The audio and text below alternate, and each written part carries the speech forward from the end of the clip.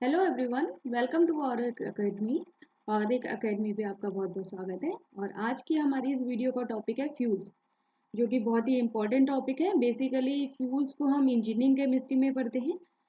तो और कंपटीशन के लेवल से भी देखेंगे तो थोड़ा बहुत इससे रिलेटेड टॉपिक आ जाते हैं, जैसे कैलोरीफिक वैल्यू वगैरह हमें निकालने को आ जाते हैं, या फिर हम कोल से रिलेटेड हमें क्वेश्चंस कभी कभी देखने को मिल जाते हैं, या फिर हम इसे वाटर गैस क्या होती है, या दूसरी और टाइप की बायोगैस क्या होती है, इन सब के बारे में भी पूछ लेते हैं। ठीक है, या एलपीजी सीएनजी क्या है, कैसे बनते हैं, या किस क्या कंपोनेंट होते हैं। तो ये सारी चीज़ें हमसे पूछ ली जाती हैं जब भी कोई कंपटीशन लेवल का एग्ज़ाम रहता है। ठीक है, तो हम बहुत छोटा टॉपिक है लेकिन बहुत ही इम्पोर्टेंट टॉपिक है, तो इसको आज हम स्टडी करने वाले हैं। तो चलिए स्टार्ट करते हैं। स्टार्ट करने से पहले एक ही बात, वीडियो अगर पसंद आए तो वीडियो ज़रूर लाइक करें, और चैनल अगर अभी तक सब्सक्राइब नहीं किया हो तो चैनल को भी ज़रूर सब्सक्राइब करें। तो चलिए स्टार्ट करते हैं फ्यूल्स। अब हम बात करते हैं फ्यूल्स की। तो बेसिकली फ्यूल है क्या? फ्यूल क्या है? अगर हम ह्यूमन के बारे में बात करें, ह्यूमन के लिए यानी हम इंसानों के लिए फ्यूल क्या है? फ्यूल है फूड। ठीक है, कोई फ्यूल जो क्या है वो हमारी बॉडी के लिए फूड है। और फूड हमारे लिए फ्यूल के जैसे वर्क कैसे कर रहा है? क्योंकि फूड ही है जो हमें एनर्जी देता है, और ये एनर्जी ही है जिसकी वजह से हमारी बॉडी वर्क करती है, हम कुछ काम कर पाते हैं। जैसे कि आप अगर आप इस चीज़ को चेक करना चाहें तो एक आप फुल डे जब भी कभी फास्ट रखते हैं और उस दिन अगर आपने कुछ नहीं खाया है तो आपकी एनर्जी लो हो जाएगी। तो एनर्जी लो होने का मतलब है कि आपको थकान लगेगी, आपका काम करने का दिल नहीं करेगा, या आपको थोड़ा सा हेडेक फील हो सकता है। तो ये इन सब से बचने के लिए क्या करते हैं, हम फूड लेते हैं। ठीक है, तो फूड क्या है? Food is a source of energy for human being. लेकिन हम यहाँ पे फूड की बात नहीं करने वाले हैं, हम यहाँ पे फ्यूल्स की बात करने वाले हैं। जो वो फ्यूल्स जो हम डेली लाइफ में अपने यूज़ कर रहे हैं। ठीक है, यानी कि हम अपनी डेली लाइफ में अगर कोई मशीन यूज़ कर रहे हैं, जैसे कि फॉर एग्जांपल आप लोग बाइक चलाते हैं, कार चलाते हैं, तो उसमें जो फ्यूल यूज़ हो रहा है उसको चलाने के लिए आप जो उसमें डीजल या पेट्रोल डाल रहे हैं, तो वो जो डीजल या पेट्रोल है वो एज ए फ्यूल वर्क कर रहा है,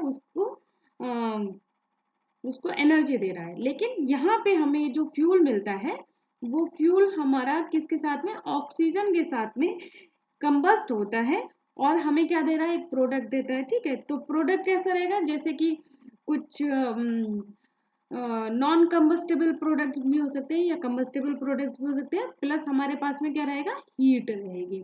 तो कोई भी फ्यूल है, फ्यूल से हमें क्या मिल रहा है, हीट मिल रही है। ठीक है, तो इस तरह से हम कह सकते हैं कि fuels are combustible fuels are combustible substance which during combustion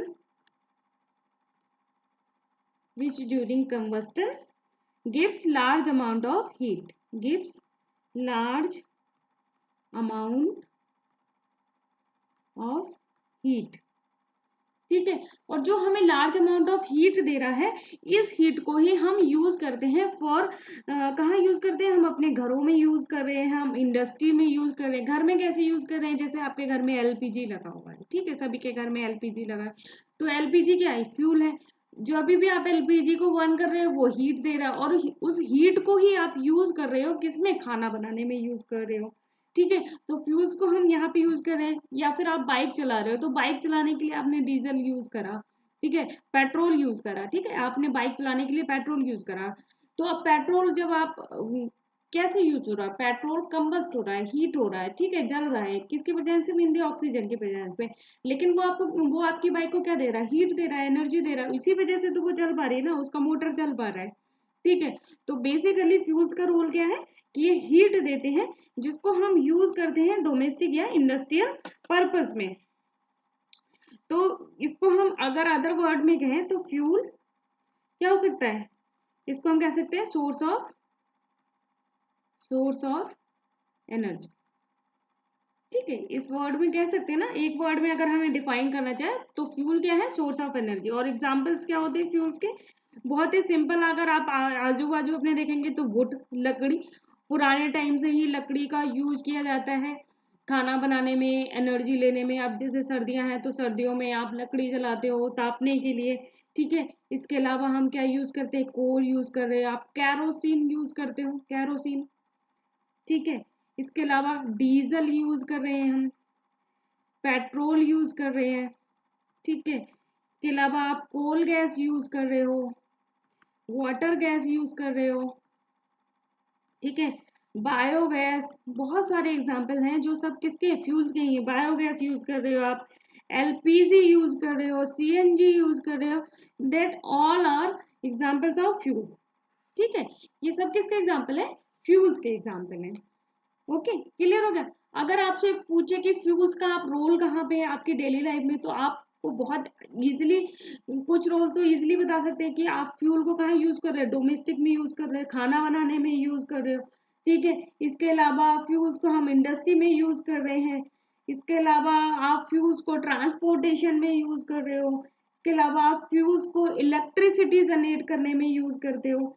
इसके अलावा आप फ्यूल्स को एज अ स्पेस प्रोपेलर्स के जैसे यूज करते हो। ठीक है, तो ये सारे क्या है, फ्यूल्स के कुछ स्पेसिफिक रोल हैं बेसिकली। ठीक है, अब हम ये जानते हैं कि फ्यूल के बारे में अगर हमने बात की है तो फ्यूल क्या होता है, कितने टाइप के होते हैं, ये तो हमने देख लिया कि ये सारे फ्यूल्स हैं। ठीक है, लेकिन बेसिकली फ्यूल्स के टाइप्स क्या है, यानी कि अगर हम फ्यूल को क्लासिफाइड करना चाहें तो कितने टाइप में क्लासिफाई कर पाएंगे। तो बेसिकली जो फ्यूल्स होते हैं, ठीक है, तो वो फ्यूल्स कैसे रहेंगे, दो टाइप के रहेंगे।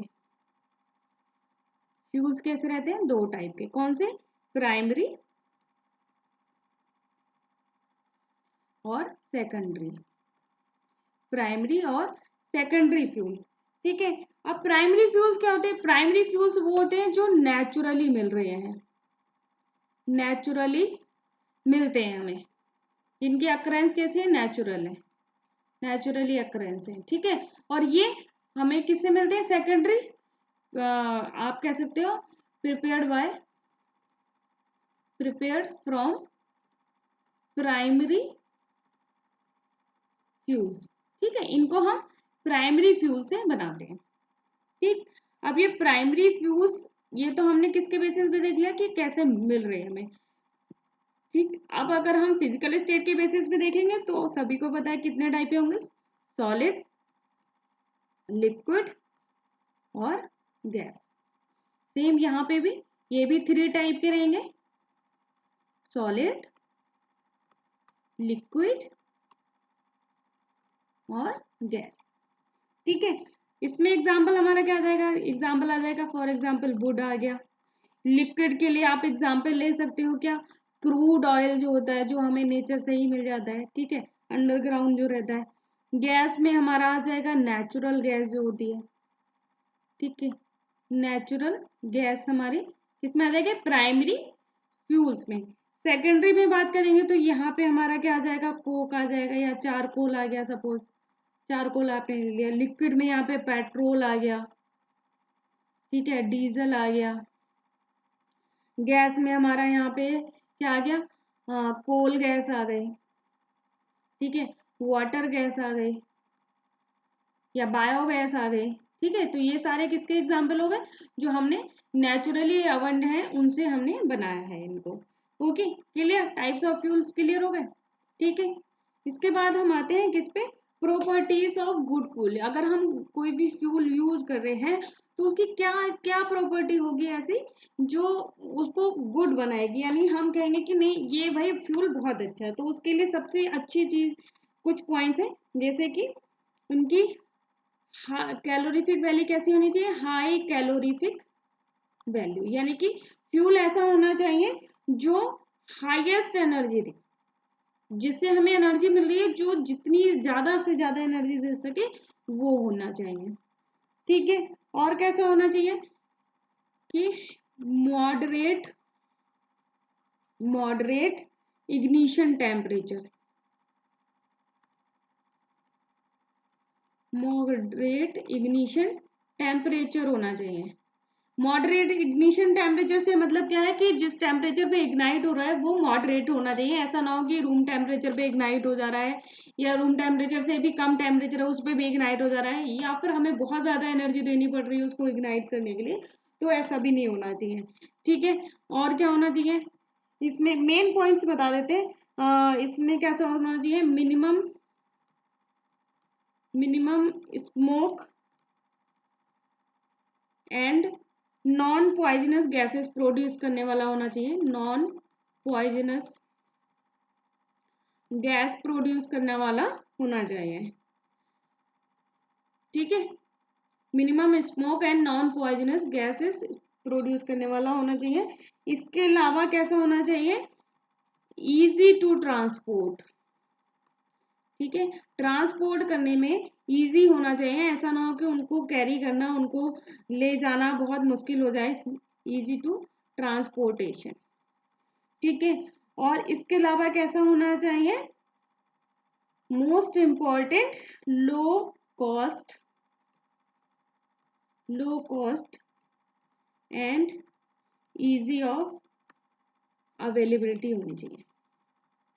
अवेलेबिलिटी होनी चाहिए यानी कि लो कॉस्ट होना चाहिए और इजीली अवेलेबल होना चाहिए। Okay, clear. तो प्रॉपर्टीज समझ में आ गई कि फ्यूल्स की मेन बेसिक प्रॉपर्टीज क्या होती है।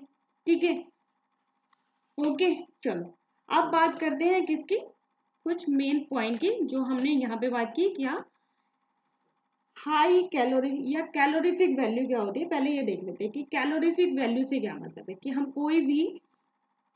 कोई भी अगर हम फ्यूल की बात कर रहे हैं तो कैलोरीफिक वैल्यू से क्या मतलब है।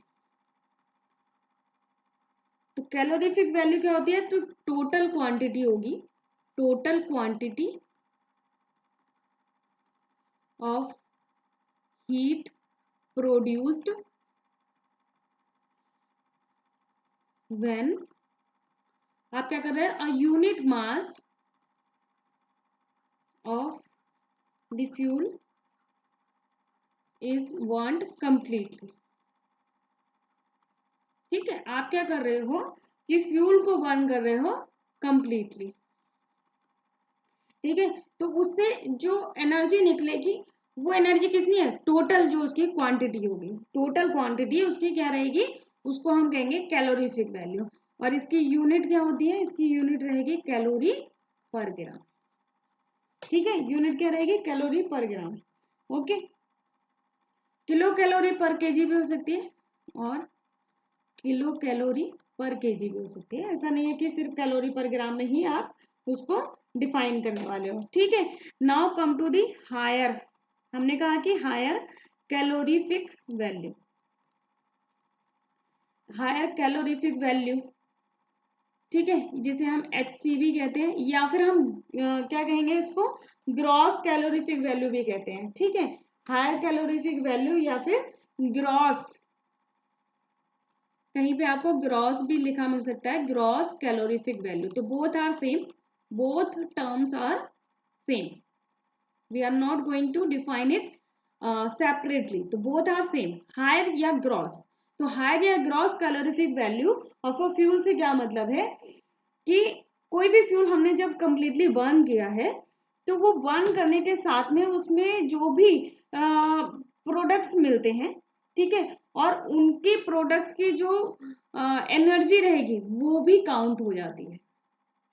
ठीक है, फॉर एग्जाम्पल अगर आपने कोई भी एग्जाम्पल ले लो, जैसे कि हमने डीजल या पेट्रोल ले लिया, तो सारे के सारे जो मेनली जितने भी हमारे पास में फ्यूल्स की अगर हम बात करें तो उन सभी में क्या होता है कि हाइड्रोजन रहता है।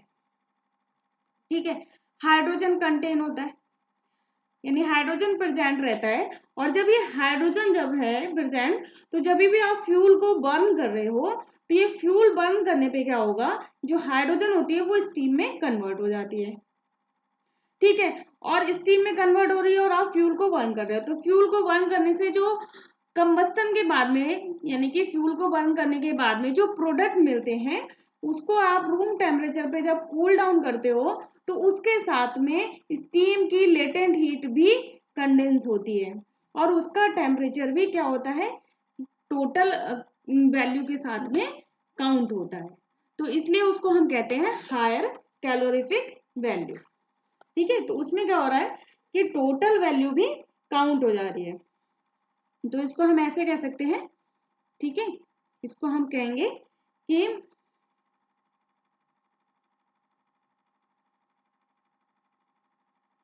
इसको हम नॉर्मली कह सकते हैं कि gross calorific value, gross calorific value and latent heat,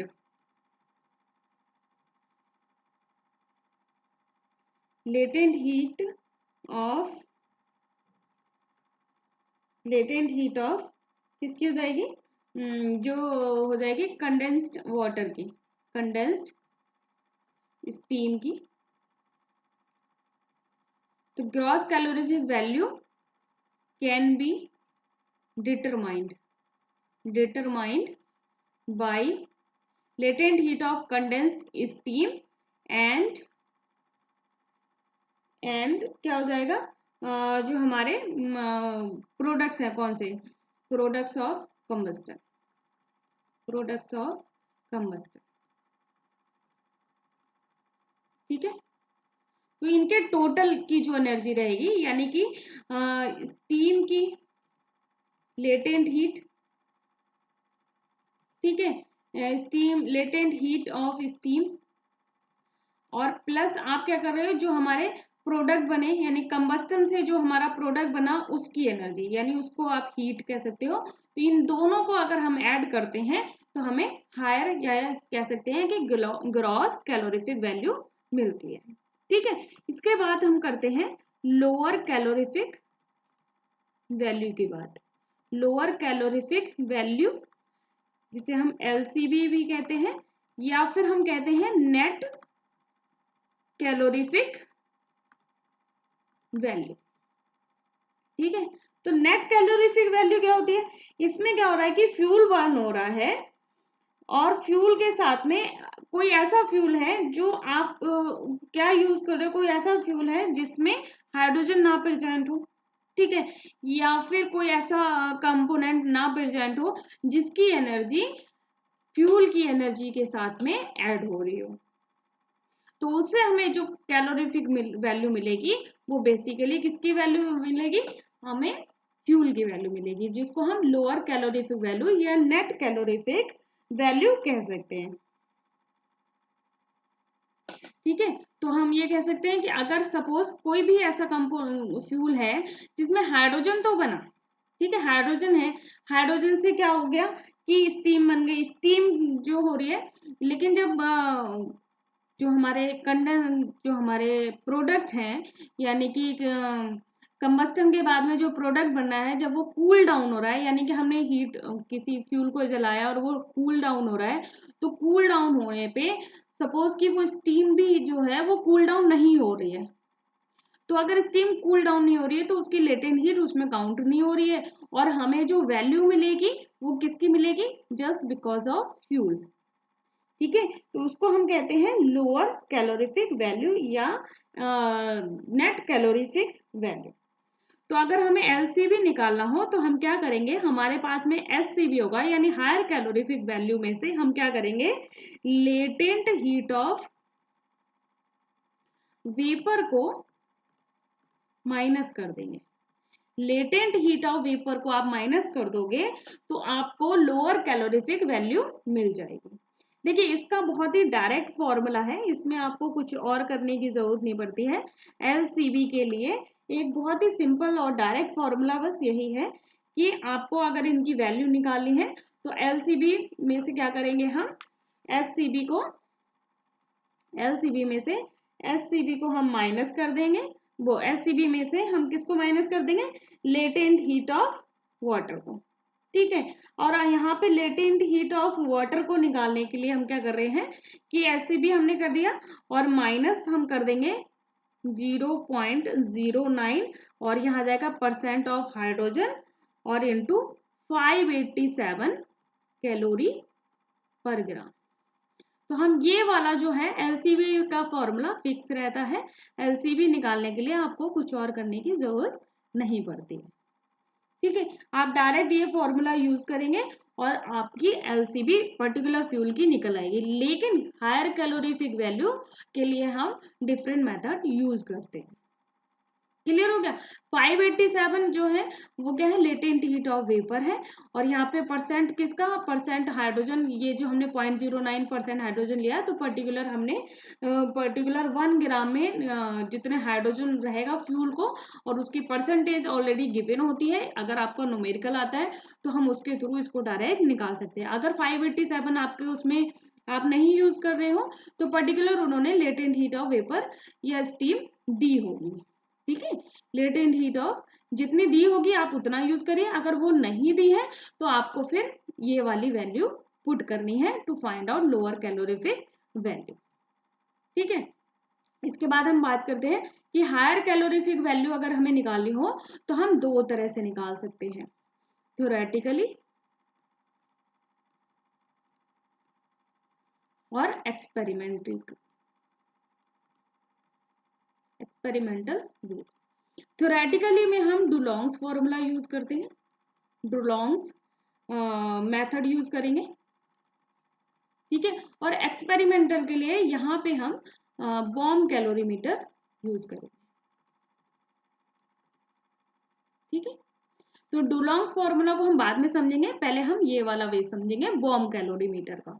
ठीक है, हायर कैलोरीफिक वैल्यू को फाइंड आउट करने के लिए बॉम कैलोरीमीटर, ये जो डायग्राम है ये बॉम कैलोरीमीटर का है। ठीक है, और आप यहाँ पे देखिए कि क्या दिया हुआ है, एक बाहर, एक सबसे पहले बाहर को एक कंटेनर दिया हुआ है। ठीक है, और ये कैसा होता है, इसमें ये कैसा रहेगा, इसमें इस वाटर रहेगा। ठीक है, मतलब एक वाटर आउटलेट टाइप का सिस्टम रहेगा। इसके बीच में यहाँ पे एयर गैप है, देन एक और कंटेनर है। इसमें मेनली क्या है, ये सारा का सारा जो ब्लू कलर का दिख रहा है वो सारा पानी है। ठीक है, फिर उसके अंदर एक और कंटेनर है, उस कंटेनर के अंदर एक क्रूसिबल है। उस क्रूसिबल के अंदर हम क्या लेते हैं, सैंपल लेते हैं। और इसके अंदर आप देख सकते हो कि एक कॉइल जैसा सिस्टम है जो वायर से अटैच है, और जिसको हम किससे अटैच कर देते हैं, सेल से।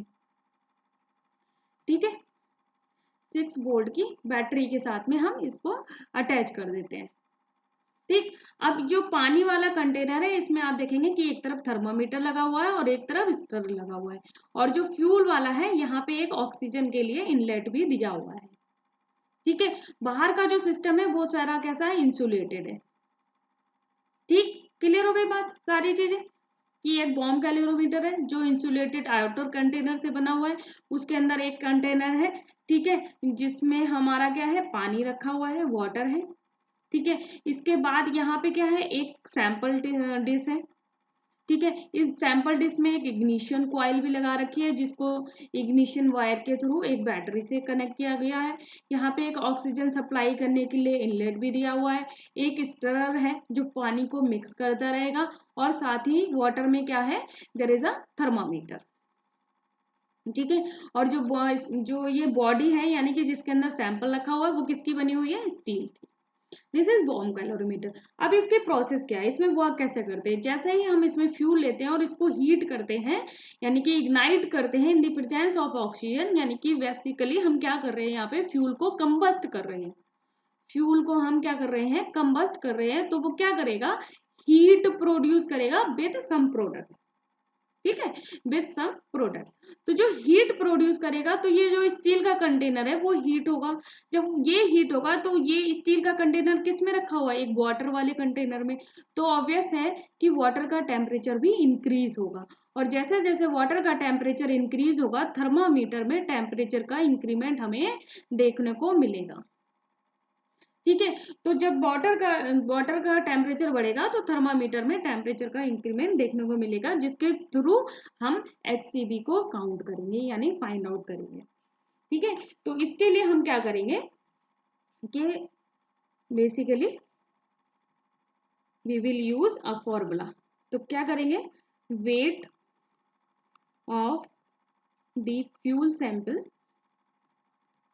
जितना हमने फ्यूल सैंपल लिया है टेकन, ठीक है, उसको हम स्मॉल एक्स से, स्मॉल एक्स से डिनोट कर देंगे, एक्स ग्राम है, ठीक है। Then weight of the water in the calorimeter, जो हमारा कैलोरीमीटर में हमने जो पानी लिया है उसका वेट कितना है वो यहाँ पे लिखेंगे, ठीक है। हम बेसिकली किन किन चीजों को यूज कर रहे हैं वो हम यहाँ पे बताने वाले हैं, ठीक। इसके बाद में और क्या यूज होता है, इसके बाद यहाँ पे यूज होता है वाटर इक्विवेलेंट, ठीक है, water equivalent of the calorimeter. ये क्या है, इसको लेते हैं W ग्राम में, ठीक है, अगर हम सब कुछ ग्राम में ले रहे हैं, ठीक है। Initial temperature, initial temperature of water, यानी कि जब हमने पानी लिया है तब उसका टेम्परेचर कितना है, T1 डिग्री सेंटीग्रेड।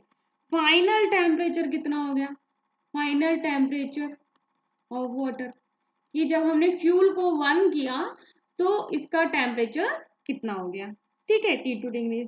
इसके अलावा क्या लेंगे, कैलोरीफिक वैल्यू, हमने किसकी फाइंड आउट करनी है, calorific value of the fuel को हम फाइंड आउट करने वाले हैं, ठीक है। तो ये पॉइंट यहाँ पे छोड़ो अभी। देन क्या करेंगे, हम फाइंड आउट करेंगे हीट गेन्ड बाय वाटर। कैसे निकालेंगे हम, W और इंटू T2 माइनस T1, ठीक है। यह आ जाएगा हमारा किसमें, कैलोरी में, किलो कैलोरी, या फिर आपने अगर किलो में लिया है तो किलो कैलोरी, अदरवाइज कैलोरी में, ठीक है। इसके अलावा heat gained bye calorimeter, calorimeter ने कितनी हीट गेन की है तो उसके लिए W into T2 minus T1 ऐसे यूज करेंगे, ठीक। Then total heat find out करेंगे, total heat gained by water and by calorimeter, ठीक है। हमें ये देखना है कि वाटर और कैलोरीमीटर दोनों ने कितनी एनर्जी गेन करी है, तो W into T2 minus T1 plus small w into T2 minus T1 which is equal to, हम ऐसे लिख सकते हैं W plus W and T2 minus T1, ठीक है। ये हमें मिल गया। अब हमें क्या करना है, हीट, अब निकालेंगे हीट प्रोड्यूस्ड बाय फ्यूल, कितनी हीट जो है प्रोड्यूस कर सकता है, तो हम मास और इनटू L लेंगे, क्या है, L is calorific value of fuel, ठीक है, कैलोरी। तो heat produce by fuel equal to क्या आ जाएगा, heat gained by water and calorimeter, ठीक है। तो दैट मीन कि M into L is equal to क्या आ जाएगा, W प्लस W, यहाँ नीचे ले देते हैं, M into L is equal to W plus W, ठीक है। देन T2 माइनस T1, तो L is equal to W plus W T2 minus T1, ठीक है। ये तो हमारा डिग्री सेंटीग्रेड में रहेगा, डिवाइड बाय M, और ये हमारा हो गया कैलोरी पर ग्राम। तो इस फॉर्मूले को यूज करके we can find out the higher calorific value, ठीक है, we can find out higher calorific value, okay. अब इससे रिलेटेड कुछ न्यूमेरिकल जो है उसको हम करेंगे नेक्स्ट वीडियो में, ठीक है। अगर आपको इतना समझ में आ गया हो, इसके अलावा हम डुलोंग फॉर्मूला को भी हम नेक्स्ट वीडियो में स्टडी करेंगे, ठीक है। तो अगर आपको इतना सब कुछ समझ में आ गया हो और आपके कंसेप्ट क्लियर हुए हो, वीडियो पसंद आई हो तो वीडियो को जरूर लाइक करें, चैनल सब्सक्राइब नहीं किया हो तो चैनल को सब्सक्राइब करें, अपने फ्रेंड के साथ शेयर करना बिल्कुल भी ना भूलें। मिलते हैं नेक्स्ट वीडियो में, till then take care, bye bye. और नेक्स्ट वीडियो जरूर देखिएगा क्योंकि हम उसमें करेंगे न्यूमेरिकल्स। Okay, bye bye.